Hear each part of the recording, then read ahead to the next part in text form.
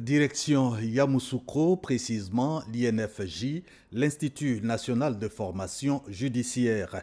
Quelles sont les formations dispensées et les niveaux requis et surtout, comment accéder à cette institution de prestige?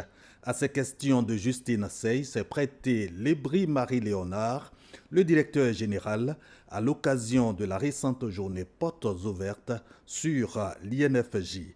Suivons cette interview réalisée par Enoch Yao et Leroy Salomon dans notre rubrique Savoir plus.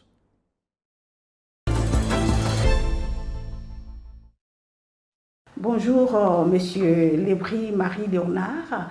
Vous êtes le directeur général de l'Institut national de formation judiciaire, en abrégé INFJ, depuis le 23 février 2023. Quelle présentation faites-vous de la structure que vous dirigez?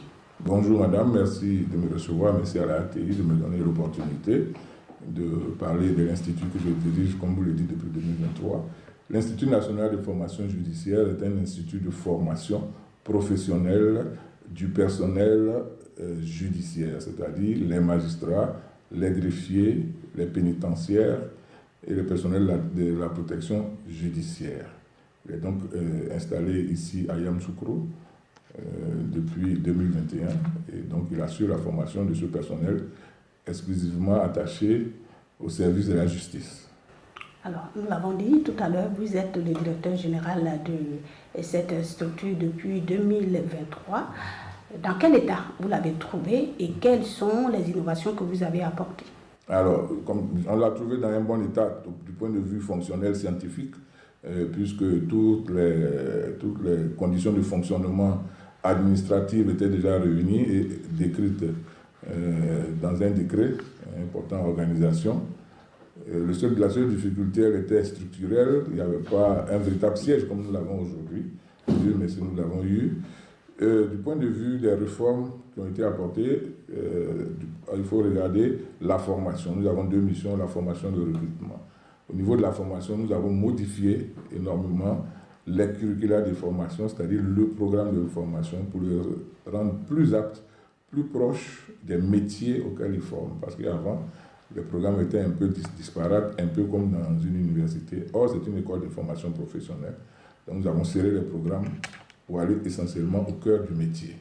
Et donc, voilà pour ce qui est de la formation. Pour ce qui est du recrutement aussi, nous avons rassemblé les forces pour créer une seule structure de recrutement qui est le secrétariat général des concours de l'Institut pour pouvoir fédérer toutes les énergies et avoir un seul interlocuteur pour l'organisation. L'organisation pratique même des concours, nous avons beaucoup apporté de la sécurité au concours en mettant un certain nombre de politiques en place, dont la politique des stickers sur toutes les copies d'examen afin de diminuer, réduire au maximum, je ne vais pas dire faire en sorte qu'il n'y ait aucune fraude. Donc il y a un certain nombre de réformes comme ça auxquelles nous avons fait face par rapport aux deux missions essentielles qui sont celles de l'INFJ. Ok, vous l'avez dit, pour accéder à l'école, il faut, je peux dire aux écoles, parce que l'Institut renferme plusieurs écoles. Pour accéder aux écoles, c'est par voie de concours.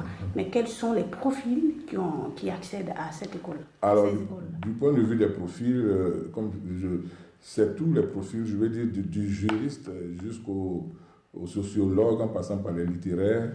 Tous ceux qui ont des capacités, j'allais dire, universitaires, peuvent passer les concours. Mais tout dépend du concours que vous voulez passer, tout dépend de la profession que vous voulez exercer. Et je prends particulièrement la profession du magistrat. Si vous voulez être magistrat, vous ne pouvez avoir que le profil des juristes, quelqu'un qui a fait un master en droit. Si vous n'avez pas fait de master en droit, vous ne pouvez pas prétendre ni au concours de la magistrature, ni à la profession des magistrats. Les autres professions sont ouvertes à tous les profils. La profession de greffier, la profession de pénitentiaire, c'est tous les masters, que vous soyez juriste, littéraire ou philosophe, vous pouvez le faire. Okay. Quand on parle de master, on parle de droit, donc ce sont des étudiants, des hommes qui ont un niveau universitaire, des hommes et des femmes qui ont un niveau universitaire qui peuvent accéder à l'école. Pas de bachelier, niveau BPC, non? Si, ceux qui ont le bac ceux qui ont le BPC aussi, mais c'est à un niveau un peu plus, je n'avais pas dit bas, mais un peu plus relatif. Par exemple, pour les gardes pénitentiaires, puisque dans l'administration pénitentiaire, il n'y a pas que des hauts cadres, il y a aussi ceux qui assurent la sécurité au quotidien ou la surveillance des prisonniers. Le niveau BPC vous permet d'accéder à un des concours qu'on appelle le concours des agents des établissements publics, des établissements pénitentiaires, pardon.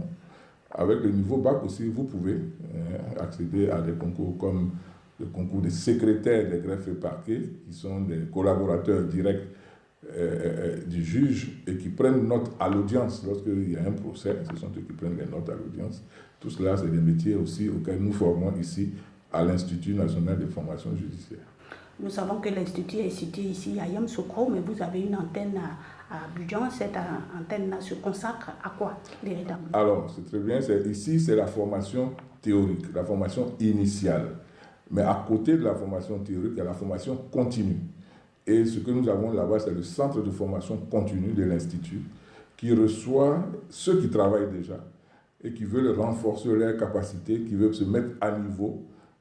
Ils reçoivent aussi une formation là-bas qu'on appelle la formation continue, faite de sessions, d'ateliers sur des thématiques, sur des matières nouvelles. Par exemple, aujourd'hui, nous avons l'intelligence artificielle qu'on n'a pas connue quand nous on rentrait à la magistrature. Donc, si on veut se former à une telle thématique aujourd'hui, on va faire de la formation continue, appeler les spécialistes et nous former. Mais, à la différence des étudiants, nous avons déjà un emploi.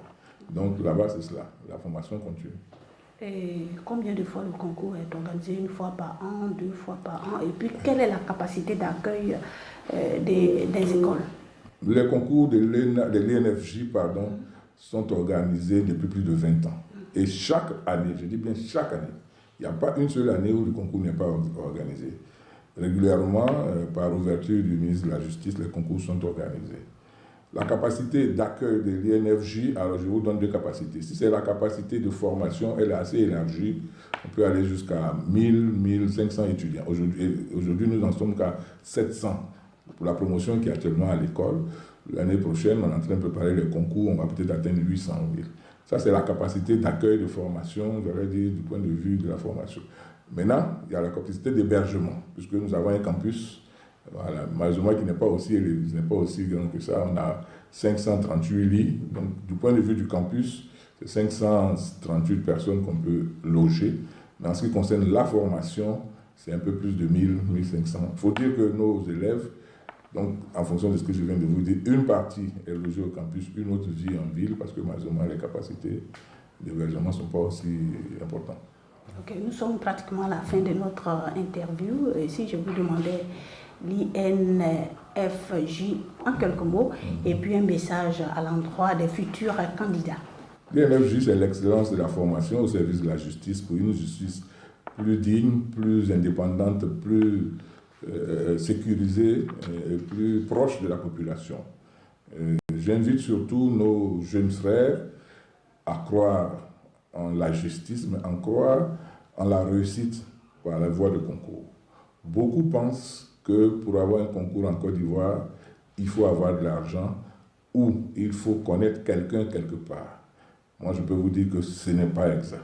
En tout cas, pas à l'INFJ. Tous les étudiants, tous les élèves savent que les concours de l'INFJ ont une certaine crédibilité. Je les invite à venir passer ces concours et à tenter leur chance. Parce qu'on a besoin d'eux. La Côte d'Ivoire a besoin d'eux, mais la justice ivoirienne aussi a besoin